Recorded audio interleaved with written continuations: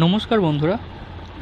আজ আমি ট্রিক্সের মাধ্যমে ভারতীয় সংবিধানের যে 11টি মৌলিক কর্তব্য বা ফান্ডামেন্টাল ডিউটিস আছে সেগুলোকে মনে করানোর চেষ্টা করব, যা বিভিন্ন সময় বিভিন্ন পরীক্ষা যেমন এসএসসি, ব্যাংক, ডাব্লিউবিসিএসে আসে এবং এটি খুবই গুরুত্বপূর্ণ।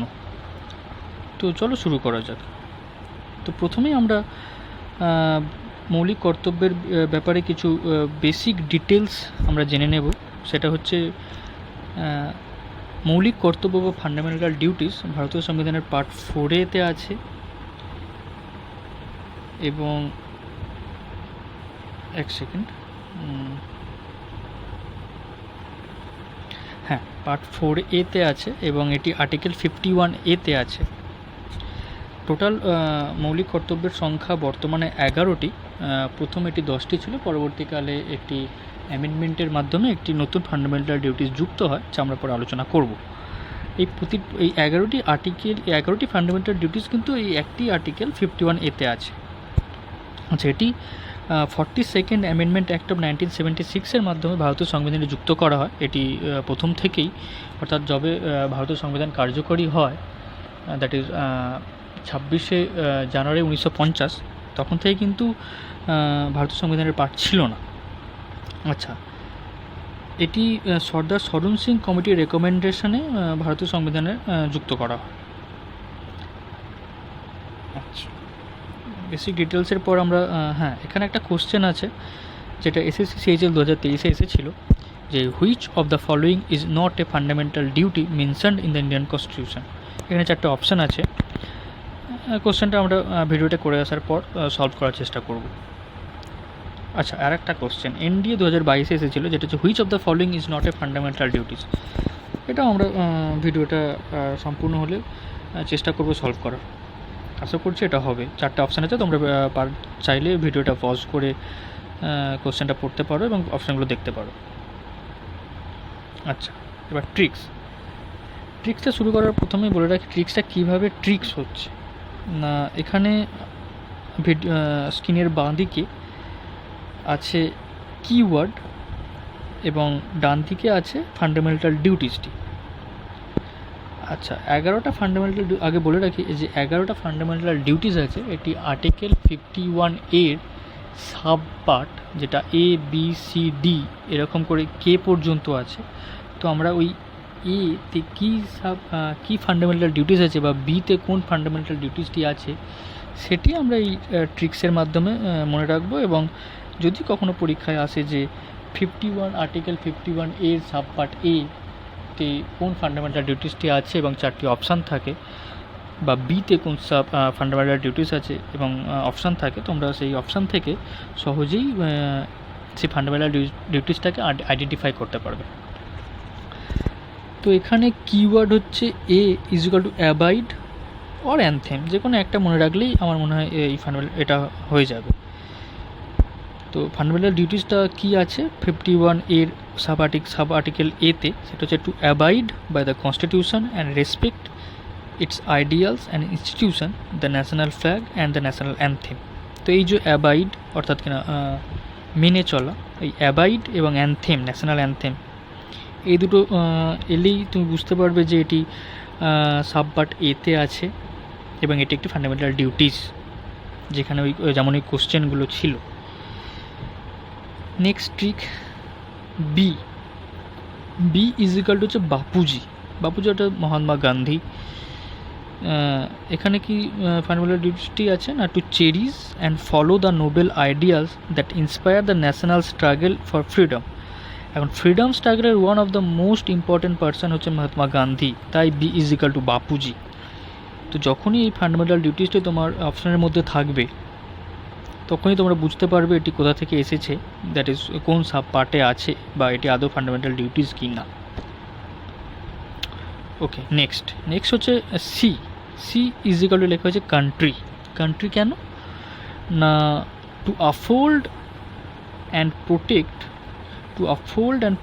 the sovereignty, unity and integrity of India, that is our country. তাই C is equal to country.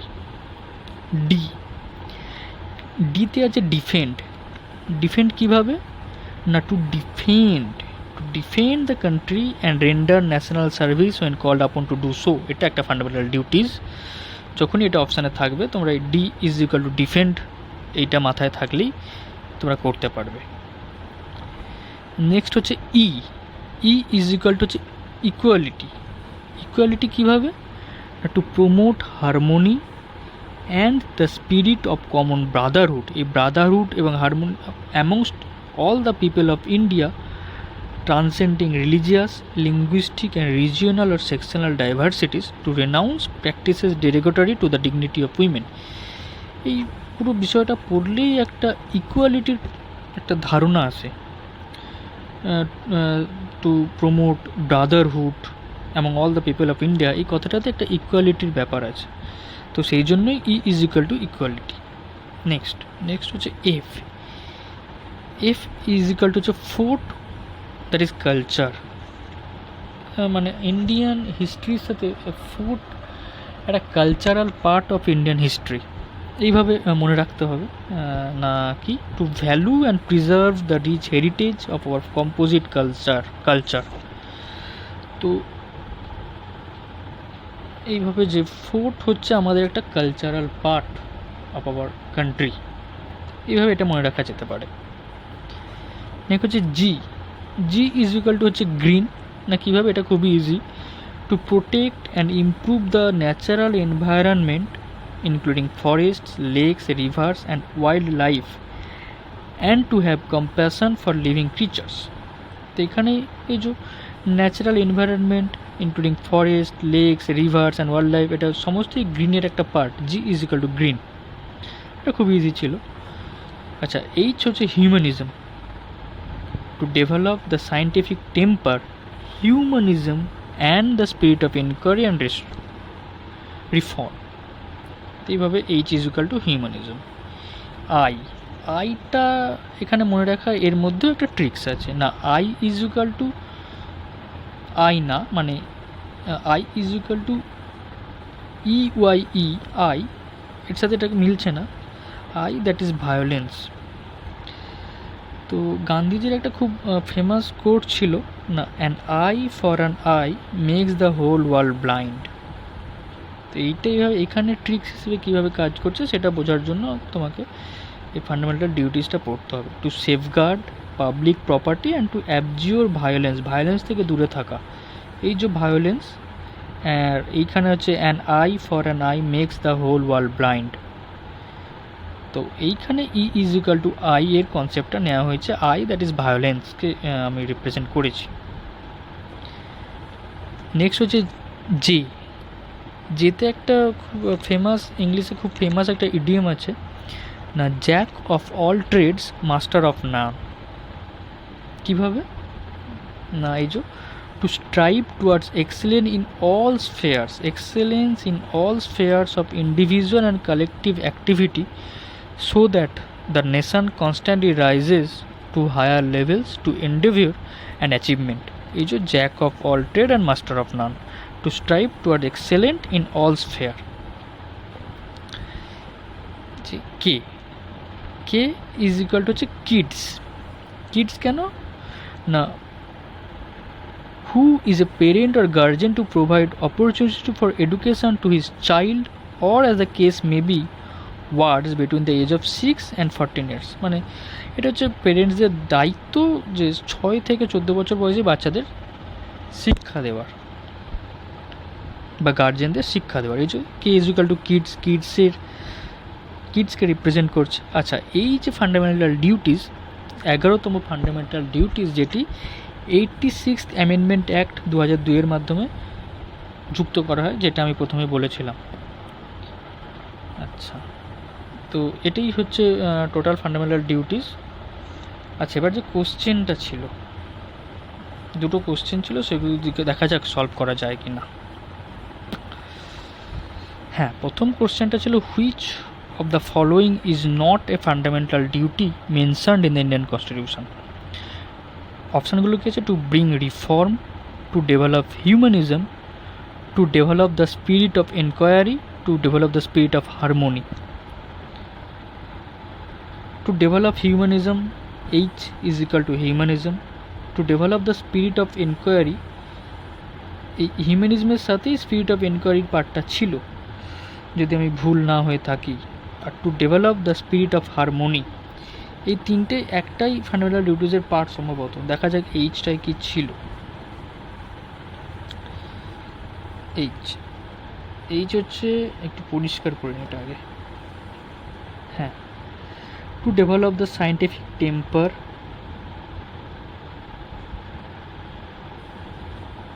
Humanism and the spirit of enquiry and reform. তো এইটাই বাকি তিনটে অপশান। হ্যাঁ, এবার যেটা হলো না সেটাই আমাদের উত্তর হবে। সেটা কোনটা না, টু ব্রিং রিফর্ম। রিফর্ম আনা কোনো ফান্ডামেন্টাল ডিউটিস না। আচ্ছা, নেক্সট কোশ্চেনটা, which of the following is not a fundamental duty? Option কে হচ্ছে to protect monuments and places of national importance. Option 2 হচ্ছে to protect and improve the natural environment, to safeguard public property, to respect the national anthem. এই যে A is equal to anthem, এটা হচ্ছে green, G is equal to green. এবার এই দুটো option, to protect monuments and places of national importance, R option 3 হচ্ছে to safeguard public property. To safeguard public property সম্ভবত একটা ফান্ডামেন্টাল ডিউটিস, যেটা আমরা পড়লাম এইখানে। অপশান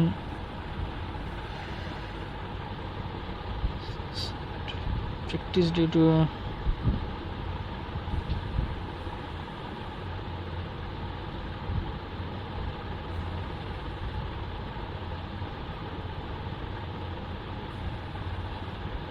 এই যে I, to safeguard public property.